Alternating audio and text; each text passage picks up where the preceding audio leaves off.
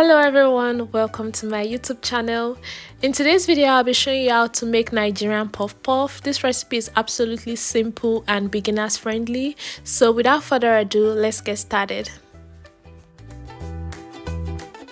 For this recipe, I'll be using all-purpose flour. I'll be using dried yeast. You can use instant yeast as well if you have.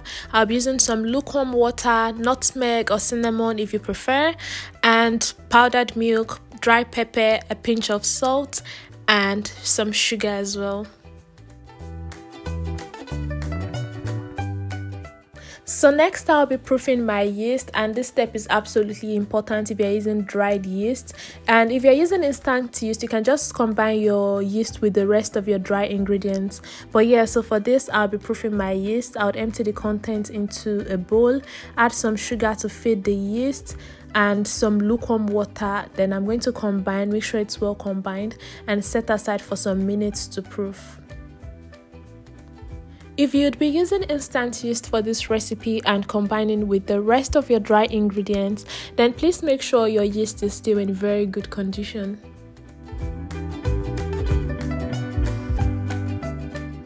After setting aside my yeast for 10 to 15 minutes, I can tell that my yeast has been activated and is still in good condition because of the bubbly foam that's formed on the surface. If after 10 to 15 minutes of proofing your yeast and your yeast still looks exactly the way it was when you first combined it, then please discard that yeast because it shows that your puff puff is not going to rise. So next thing now is I'm going to combine all my dry ingredients, my sugar, my dry pepper, my milk, pinch of salt, and cinnamon. Oh sorry, I'm using nutmeg. So I'm just going to combine all my dry ingredients.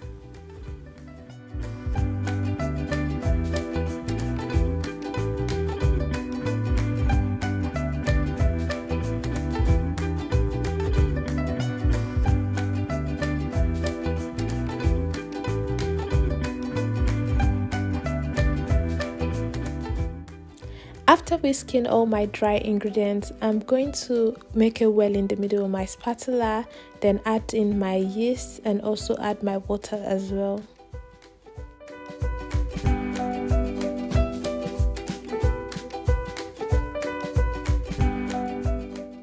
Now it's time to start adding my water, and I'm going to add the lukewarm water in bits, adding it a little at a time so that my dough does not become too runny or too thick. So you're just going to eyeball it at this stage because there's no exact measurement of water.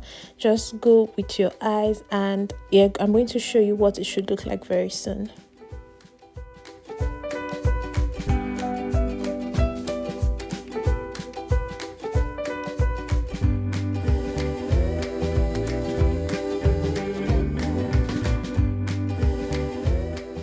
So now that I am done mixing all of my ingredients, I'm going to cover my mixture with a cling film wrap for 1 hour to an hour and a half, depending on the temperature of your room. This puff puff really thrives in warm weather, but then if you're in a relatively cold place, you can allow your dough to rise longer for an hour and a half.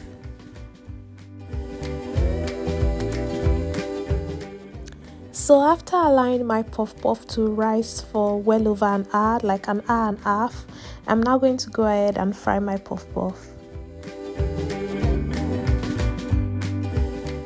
So there are different ways to get beautifully shaped puff puff, and one of the ways of doing it is by palm. Make sure your hands are clean, of course. Then you oil your palm, grab a bit of the dough with your palm and squeeze it through your index finger and thumb. This process can be a bit tricky at first, but practice makes it better.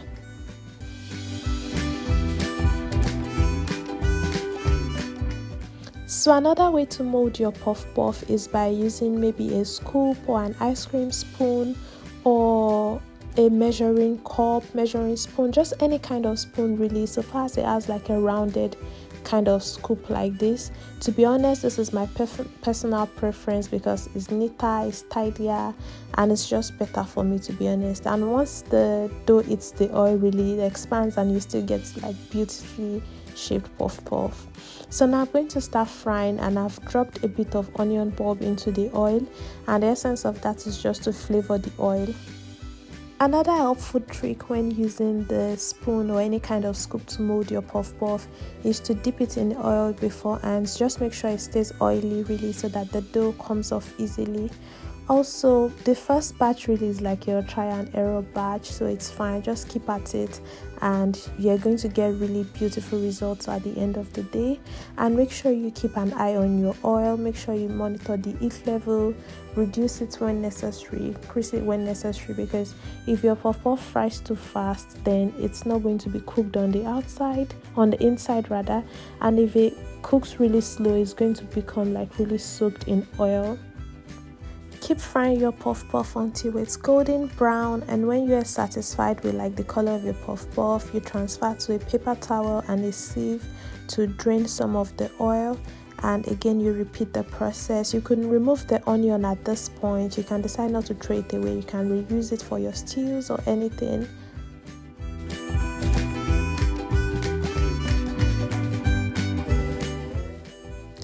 Another thing to look out for when frying your puff puff is the size. Make sure it's a size that's manageable, not something that's too big and is not going to get cooked on the inside.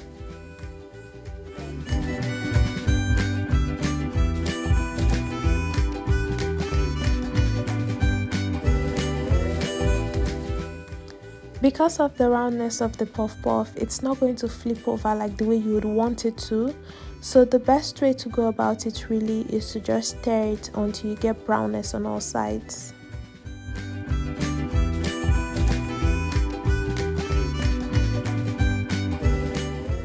So that's it. This recipe is very simple. Please make sure you try it out, and if you have enjoyed watching this video, please give it a thumbs up and please subscribe to my channel. Let me know if you try out this recipe in the comment section, and I'll be there to read all of your comments. Thank you so much for watching, and I'll see you in the next video. Bye.